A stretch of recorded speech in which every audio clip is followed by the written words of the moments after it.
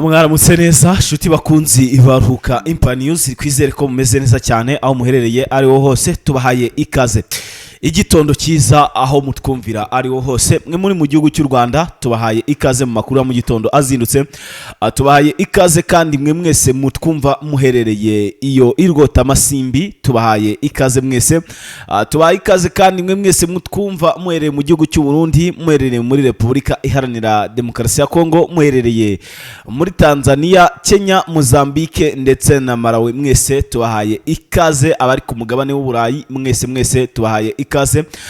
Tubahaye ikaze rero muri amakuru akomeye cyane tuzindukiyemo muri iki gitondo cyo ku itariki ya 21 z'ukwezi kwa munani umwaka ni 2026. Of course birumvikana ko ukwezi tukugeze kure tugusoza ngo twinjire mu kwezi kw'icyenda, hanyuma tubabwire amakuru akomeye cyane ajyanye n'ukwezi kw'icyenda ndetse n'ibyapanzwe. Tugiye kurebera hamwe ibijyanye n'ibiganiro bikomeje kubera i Doha muri Qatar, bikomeje kugenda bivugisha benshi. Tugiye kugaruka kandi ku mirwano ikomeye cyane n'ubundi yongeye kubaho kuri uyu munsi mu masaha mu gitondo, by'umwariko mu bice bisatiriye umujyi wa Uvira ni mu ntara ya Sud Kivu. Ni amakuru menshi cyane rero ugiye kugenda wumva wahageze. Andi makuru tugiye kugenda tugarukaho, turagaruka mu bice bigiye bitandukanye by'umwariko bibarizwa hano i Murenge, aho tugiye kubabwira bimwe mu bice n'ubundi byagize gute abyigaruwe n'inyeshyamba z'ama 23, ariko ibi bice bikaba bisize bikoze akashya cyangwa se ibintu bidasanzwe, by'umwariko ku bijyanye n'uru rugamba ruri kubera hano nyine mu burasirazuba bwa Repubulika Iharanira Demokarasi ya Kongo. Hanyuma rero andi makuru ngiye kubahereza, andi makuru ngiye kubaha akomeye cyane n'ubundi ajyanye n'uru rugamba rukomeje kugenda rubera no mu burasirazuba bwa Repubulika Iharanira Demokarasi ya Kongo. Amakuru ari kuvugwa muri teritwari ya Masisi nayo ugiye kuyumva, umve neza cyane uko ibintu byifashe nuko bihagaze maginga ngaya. Bigaragara yuko uru rugamba rukomeje kugenda rufata indi ntera mu buryo bumwe cyangwa se ubundi. Inyeshyamba za M23 zikazi zikomeje kugenda zihura hano ruva gusenya, aho rero bakomeje kugenda nyine bagabwaho ibitero bigiye bitandukanye by'umwariko mu axe n'ubundi nayo agiye atandukanye, nka teritwari ya Warikare, teritwari ya Masisi, teritwari ya Rucuro ndetse teritwari ya Karehe na teritwari ya Shabunda. Aho hose tugiye kugenda turebera hamwe impamvu bino bitero bikomeje kugabwa. So wabyumvise neza, twatangiye amakuru yacu, ndagira ngo twinjire muri amakuru akomeye cyane n'ubundi ajyanye n'urugamba ruri kuba. Ndagusaba gukanda kuri subscribe kugira ngo tubane neza cyane, warakanze kuri subscribe. So tugiye kwinjira rero mu rugamba imbere ku mirongo y'urugamba, aho ngiye kubabwira uko ubihagaze. Tutangirire neza hano mu mujyi Uvira rwagati, tubabwire uduce n'ubundi twigaruriwe. Na agace kitwa Muhuzi, aka gace kakaba kamaze kwigarurirwa n'inyeshyamba za M23, ndetse n'akandi gace kitwa Kasika. Tuduce twombuka ari tubiri twigaruriwe n'inyeshyamba za 23, n'ubundi ni muri uru rukerera rwo kuri itariki n'ubundi ya 21. Nanone kandi bongeye gukora ahababaza FARDC ku rwego rwo hejuru cyane, wongeye kubakora ahababaza. Ushobora kwibaza ate se byagenze bite? Nyine nibyo ngiye kugenda nkusobanurira neza cyane 5 kugira ngo ubashe gukurikirana nyine akantu ku kandi uko byagenze. Amakuru amwe ari kungeraho aravuga ko bino bitero byabayeho byasize inyeshyamba z'ama 23 ziri gukora akazi katoroshye, by'umwariko zikomeje kugera nyine zikubita cyangwa se zikora ahababaza n'ubundi ingabo zirwana ku ruhande rwa leta Kinshasa, dore ko tuno duce twiyamaze kwigarurirwa ari uduce twa dukomeye cyane, uduce twabarizwagamo abasirikare ba FARDC bo ku rwego rwo hejuru. Nabo navuga ko nabo ari abasirikare batoroshye abe na gatoya. Ahangaha rero bakaba bagiye bakora navuga yuko baba bagiye bakora nyine ibikorwa bigiye bitandukanye by'umwariko biba bijyanye n'urugamba ruri kugenda rubera mu burasirazuba bwa Repubulika Iharanira Demokarasi ya Kongo. Bakaba rero bongeye gukubitwa izakabwana, bagakubitwa bihutishijwe ku rwego rwo hejuru cyane, aho nanone kandi izinyeshyamba z'ama 23 zongeye kubazindukiraho muri iki gitondo cyo kuri uyu munsi. Nyine bakaba bazindukiye ahitwa Kasika. Aka gace kari karaye kameze nk'akigaruriwe, ariko mu buryo bumwe cyangwa se ubundi kakaba kari karaye gasa nkaho karayemo inyeshyamba za M23, ariko kandi karayemo nanone abasirikare ba FARDC. Ibi ngibi rero bikaba ari urundi rugamba rubayeho rubahuje muri aya masaha yo muri iki gitondo. Saho gusa imirwano yabaye kuko uzamutse n'andi uvuye hano muri utu duce twombi uko ari tubiri hongeye naho kumvikanamo urundi rugamba rukomeye cyane. Nanone kandi inyeshyamba za M23 zongeye gukora ahababaza FARDC. Ushobora kwibaza ati byagenze bite, zabakoze ababaza mu buhe buryo? Nyine nibyo ngiye kugusobanurira neza cyane gatanu kuri kagenzi kako, mubwire uko byagiye byitwara, dore ko ibintu bitigeze byoroha habe na gatoya. Nanone inyeshyamba za M23 zongeye gukora ahababaza FARDC ku rwego rwo hejuru cyane. Hamwe mu makuru ndi kubasha gukurura mvana muri zira axe cyangwa mvana muri biriya bice n'ubundi by'umwariko byabereyemo urugamba, nuko inyeshyamba za M23 nanone zarenza yitwa Kawezi. Ahangaha harimo urugamba rukomeye cyane, harimo urugamba rwongeye kubaho n'ubundi muri amasaha mu gitondo. Ese izi nyeshyamba n'igisirikare cya leta FARDC bakomeje kugenda bahangana, kandi byitwa ngo bari mu biganiro i Doha muri Katari, aho bari kuganira ku kijyanye n'umutekano n'ubundi n'uburyo ki wabonekamo hatabayeho imirwano cyangwa se ngo habeho ipfu z'abantu, icyo bakora kugira ngo nyine habe hahagarara iyi mirwano. None ubu tuvugana bari mu ntambara ikomeye cyane, bari kurasana ku bwinshi, ibitero karundura impande zombi ziri kujya zibigaba. Ese M23 iraza kurekura cyangwa se iraza kuguma ihangane n'ubundi na FARDC? Ibi rero byakomeje kugenda bifata indi ntera, gusa sinzi ngo wenda biraza kuba bigenda bite, ariko icyo nakubwira cyo nuko bino bitero bishobora kuza gusiga inyeshyamba za M23 aziza guhura n'uruva gusenya, ugasanga nyine habayeho kwigarurirwa ku duce runaka dukozwe n'izi nyeshyamba za M23. Ibi bintu rero bikaba byamaze gufata indi ntera mu buryo bumwe cyangwa se ubundi. Inyeshyamba za M23 zikaba ziri mu kazi gakomeye cyane. Biragaragara yuko rero ibintu bitari bugire gute, bitari buze koroha habe na gatoya. Amakuru avuga ngo iki rero? Amakuru aravuga ko kandi nanone inyeshyamba za M23 zihuse cyane mu bitero karahabutaka byongeye kubaho, n'undi byari bifite gahunda cyangwa se plan imwe gusa yo kugira gute, yo kwambura M23 agace karimo Bwegera, karimo Sange, karimo Runingo ndetse na Kiriba. Ibi rero bikaba byari imipango y'igisirikare cy'u Burundi FDNB. Bari bafite gahunda yo kugaba ibitero ngo bikomeye cyane kuri izi nyeshyamba za M23 ngo babe babambura nyine tumwe mu duce tugiye dutandukanye tubarizwa hano mu burasirazuba bw'iki gihugu cya Repubulika Iharanira Demokarasi ya Kongo. Aho rero nakubwira ko kuri ubu ibintu bitoroshye abe na gatoya. Biragaragara yuko izi nyeshyamba za M23 nta mikino zifite, ariko kandi na FARDC nayo nta mikino ihagaze ntayo. Biragaragara yuko ahangaha urugamba nanone kandi rwongeye gusubirira udubi, bashobora kuba bagiye guhangana mu buryo buteye ubwoba. We rero icyo nakubwira ni kimwe gusa, reba neza niba warakanze subscribe. Ariko nubwo bimeze utyo, izi nyeshyamba za M23 hari izindi strategy zakoresheje kugira ngo bagaragarize FARDC yuko ikibazo atari bo ahubwo ikibazo ari bo.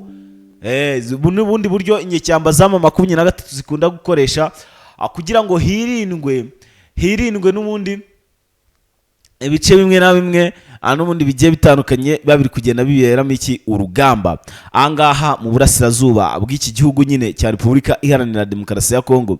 Angaha amakuru ari kungiraho kandi amakuru akomeye cyane by'umwariko ajyanye n'urugamba ruri kubana mu burasirazuba bw'iki gihugu cya Repubulika Iharanira Demokarasi ya Kongo.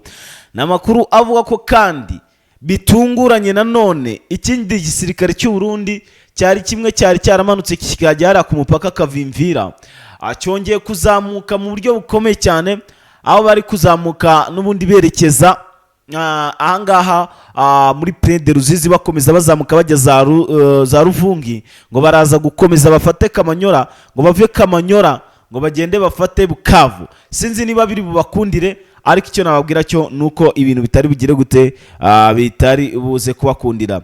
Akandi gace kitwa Kundo ndetse n'akandi bita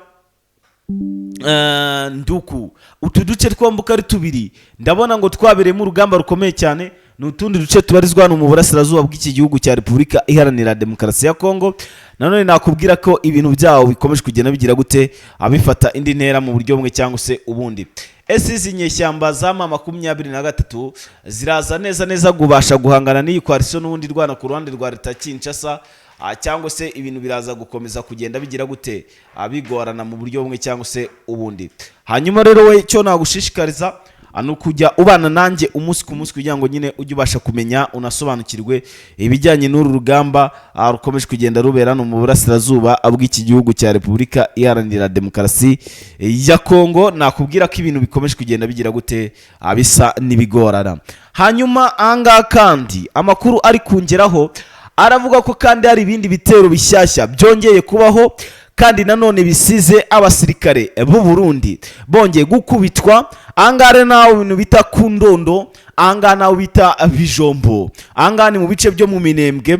Aba basirikare b'u Burundi bari bamaze iminsi bakorerayo operation, ariko izo operation zikaba zibaye nk'izibakoraho bitewe nuko bakubiswe izakabwana. Nanone kandi birongeye birabaye twirwaneho irongeye koza kandi kazi irongeye yirwanyeho ibashije guhashya ndetse no gutsinda coalition n'ubundi yari yabagabyeho igitero okarahabutaka. Ibi bintu ndakubwiza ukuri ko ari ibintu bitoroshye abe na gatoya, kandi nanone bikomeje kugenda bigira gute abifata indi ntera mu buryo bumwe cyangwa se ubundi. Hanyuma andi makuru akomeye cyane ajyanye n'urugamba ruri kubana mu burasirazuba bw'iki gihugu cya Repubulika Iharanira Demokarasi ya Kongo. Aya makuru aravuga ngo kirero amakuru ari kungeraho aravuga ko muri iyi mirwano ikomeye cyane yabayeho yahuzaga inyeshyamba z'ama 23 ndetse n'iki gisirikare cya leta FARDC ndetse na FDNB, byamaze kuba bigaragara neza yuko ahangaha gahunda yari hari yari imwe gusa, yari yo kongera kwivugana abarwanyi batwirwaneho bose ngo bakabatsisura. Gusa sinzi niba biri bubakundire kuko ibintu byababereye bibi cyane. Hanyuma andi makuru akomeye cyane neza ubu tuvugana, General Sultan Makenga ibintu abishyize ku rundi rwego, amaze kubishyira ku rundi rwego. Ndakubwira ukuri ko ibintu byamaze kuba bikomera mu buryo bumwe cyangwa se ubundi. Inyeshyamba za AFC M23 urabona ko ziri mu kazi gateye ubwoba gakomeye cyane. Hanyuma General Sultan Makenga amaze gutanga irindi tegeko ryo kugira gute guhashya coalition bivuye inyuma. Andi makuru akomeye cyane muri iki gitondo, ubundi bwato ku munsi w'ejo bwakoreye impanuka neza hano hafi n'umujyi wa Goma. Ibi ngibi wenda nabyo turaza kubigarukaho mu makuru yacu ya kabiri, amakuru aza kuba akomeye cyane. Nkushishikarize kuza kumva kuko na makuru uribuze kumvamo ibintu byinshi kandi bigiye bitandukanye. Hanyuma andi makuru aravuga ko kandi abaturage bo mu Minembwe bongeye kandi nanone kuvuga ati natwe ubwacu tugomba kwicungira umutekano turwanya intera hamwe FDNB, Wazalendo ndetse na FDLR. Ariko ibintu bikaba byabaye nk'ibibazo nyine byangwa se nk'ibitabakundira, dore ko izi nyeshyamba z'ama 23 ziri gukora ahababaza cyane FARDC. Andi makuru akomeye cyane, nyuma yuko M23 igiye mu biganiro idoha muri Qatar, bagiye bategetse ko basabye yuko bagira gute bagiye basabye yuko barekura ifungwa zabo zisanga 700 zose. Rero izi fungwa zikaba zitarigeze zigira gute zirekurwa n'inyeshyamba z'ama 23 zifungiwe Kinshasa, ntago zigeze zirekurwa. Ibi rero bikaba bikomeje kugenda bigira gute bifata indi ntera mu buryo bumwe cyangwa se ubundi, bikaba bikomeje kugenda bigaragara yuko nyine bijyanye n'uru rugamba nta mikino igize gute irimo. Ahangaha rero byamaze kuba bigira gute byamaze kuba bikomera mu buryo bumwe cyangwa se ubundi. Hanyuma andi makuru yihutiwe nanone ukwiye kumenya nuko nubwo byagenze uko cyangwa se bimeze uko, amwe mu makuru ndi kubasha gukurura cyangwa se amwe mu makuru akomeye cyane n'ubundi ndi kubasha gukura no mu burasirazuba bw'iki gihugu cya Repubulika Iharanira Demokarasi ya Kongo. Amakuru ari kuvugwa hano neza muri satere ya Warikare. Angaha haravugwamo nanone urugamba rukomeye kandi nanone rw'ibitero bitunguranye byongeye kubaho byibasiye izi nyeshyamba za M23 neza hano muri santere n'umundi. Iyi satere ya Warikare biravugwa ko hinjiyemo abandi basirikare bacyabaye mu 23 basanzemo abandi bari basanzwe barimo, ariko bakaba bangikanye na FARDC. Gusa kugeza amagingo angaya ntago muri satere harumvikana mu rusasu, ahubwo ni mu nkengero ni mu nkengero ya Satira Warikare. Hanyuma yuko M23 yaciye yitwa Nzibira, ica yitwa Kanyora, ica yitwa Shabunda, iragenda yikubita muri Sud Kivu, itangira kujya guhangana n'ubundi ni Coalition Rwanda ku ruhande rwa Leta Kinshasa. Ubona ko ibintu byakomeje kugenda bifata indi ntera, by'umwihariko ku kijyanye no kurwanya inyeshyamba z'ama23, ubona ko bagishoyemo imbaraga nyinshi cyane, ariko n'ubundi zinyeshyamba zikaba zikomeje kugenda zigira gute azibakora ahababaza. Ibi bintu rero byakomeje kugenda bifata indi ntera mu buryo bumwe cyangwa se ubundi, ndakubwira ko ibintu bidari buze kugira gute akuza koroha nyaboneka. Hanyuma andi makuru nanone akomeye cyane ajyanye n'urugamba ruri kubana mu burasirazuba bw'iki gihugu cya Repubulika Iharanira Demokarasi ya Kongo. Nanone ibindi bitero bishyashya biri kuvugwa. Nanone kandi M23 yongeye ikubita icyitwa Coalition ku rwego rwo hejuru cyane, babashubije inyuma ibitero karundura byongeye bibaho. Birongeye bibaho hano neza muri Pinga Bushimo ndetse n'ahitwa Nkasa habayeho ibitero, ariko wakigira hirya gato ahitwa za Karembe ndetse naho bita za Kalongi naho gasanga ngo habereyemo urugamba. Rero ndagira ngo nkusabe ukande subscribe, mu kanya gato ndagaruka nguhereza izindi update. Ciao ciao.